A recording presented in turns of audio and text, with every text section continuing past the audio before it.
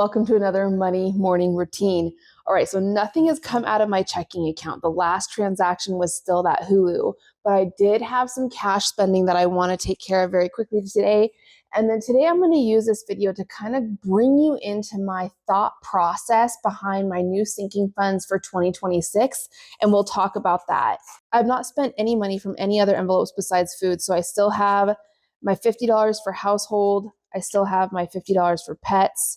I still have my $100 for fun, my $50 for miscellaneous, and $50 for beauty. I'm spending from my food envelope here. So get this out. I went and did a pretty big grocery haul yesterday for Fred Meyer. Or it was actually the day before. It was the 6th. I did this on the 6th, and this would have been for starting kind of my new meal plan that I had mentioned on a earlier video on my money morning routine. But this is you can see the receipt is very long. So let's count here's another receipt. Here's another receipt. Oh, Chipotle, of course there is. All right, let's count how much cash I have left in my food envelope. So I have $107 here. So I'm going to write that down, $107. All right. And I had no 5s, so that's good. I have a lot of 1s though, but no 5s. All right. And both of these I spent on 10-6. So I'm just going to write 10-6 yolks. And you can see on this receipt, I ended up spending $246.78. So I'm just going to round to 247. So minus 247. Like I said, it was a big one. That leaves me 544. All right, and at Chipotle, I ended up spending $36.15. So I'm going to round to 37. So minus 37, 507 to spend. So 507. Going to hopefully get some good points from Fetch Rewards. Scan in my receipts here. Put the cash back into my food envelope. Now we have to go ahead and write these 2 transactions down on my cash expense tracker. Okay, so those have been done. You can see my favorite place to go grocery shopping is obviously Yolks.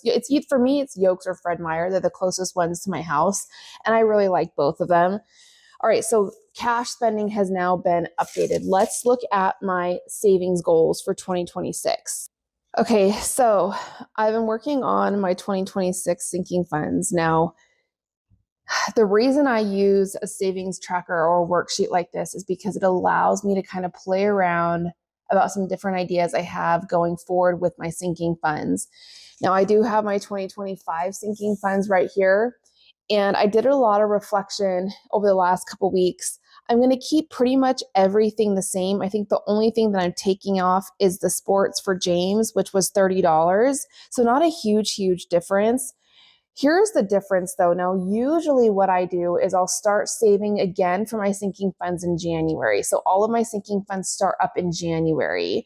Most of my sinking funds end for saving around November, which means that I hit a lot of my savings goals or all of my savings goals for my sinking funds in November. The earlier you start saving, the less of a hit to your budget it is, meaning the smaller amounts you have to save, right? If you have 14 months to save versus 10 months to save, it's going to be a lot less every paycheck. So I played around. What if, this is hypothetical, this is me playing around. What if I started saving for all of my sinking funds in 2026 in November of this year?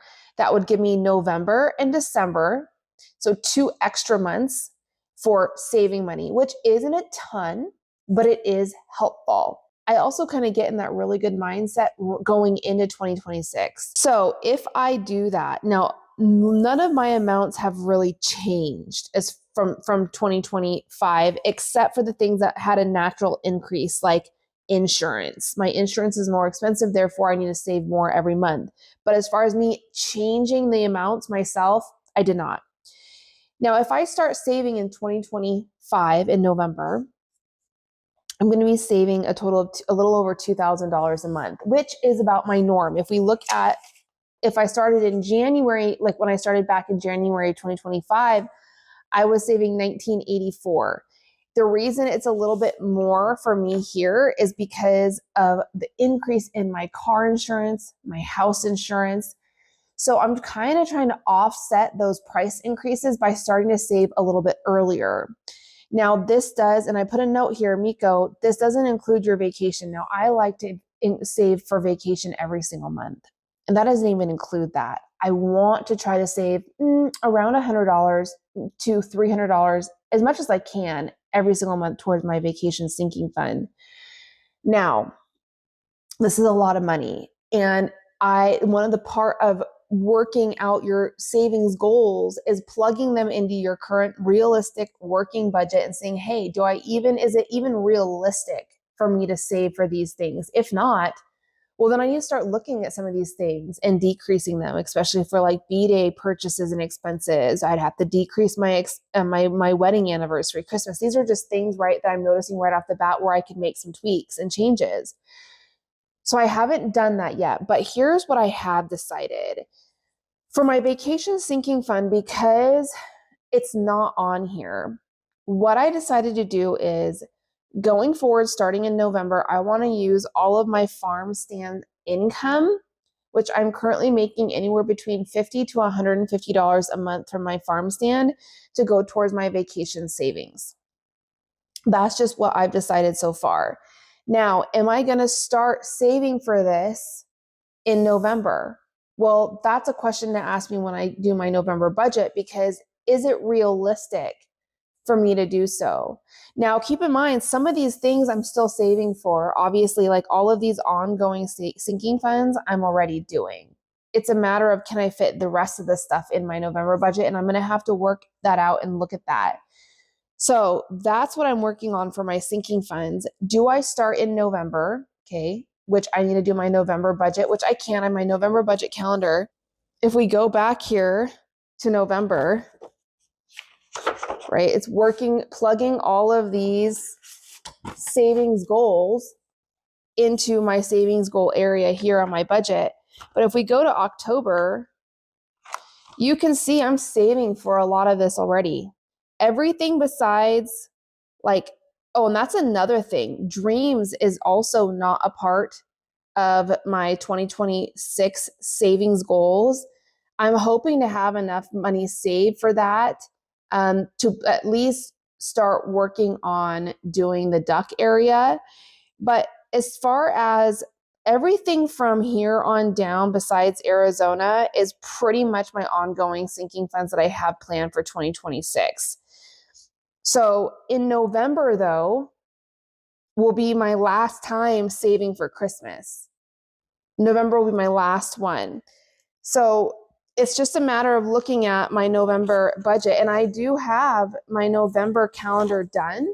I can plug that into my November budget. Now, I can also use one as like a mock budget just to like quickly see and then finalize on another page. That's the great thing about having the extra paycheck budget worksheets inside of the workbook. So that's what I have going, and that's my plan going forward.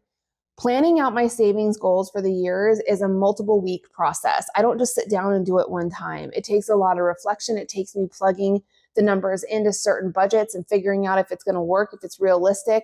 So it takes some time, but I like to walk you through that process. What am I doing to financially prepare for those expenses I know are coming, but do it in a way where it's not such a huge hit to my budget? Could you imagine if April of next year, my property taxes came due, which is about $5,200? Could you imagine trying to scramble $5,200 in like 1 month to pay that bill? No. It's why we start saving early, so we're financially prepared in an efficient way for really those bigger expenses, and even not bigger expenses, just expenses we might know that are a little bit bigger of a hit to our budget that we are more easily to hit how we start saving earlier. So another thing is I am still working on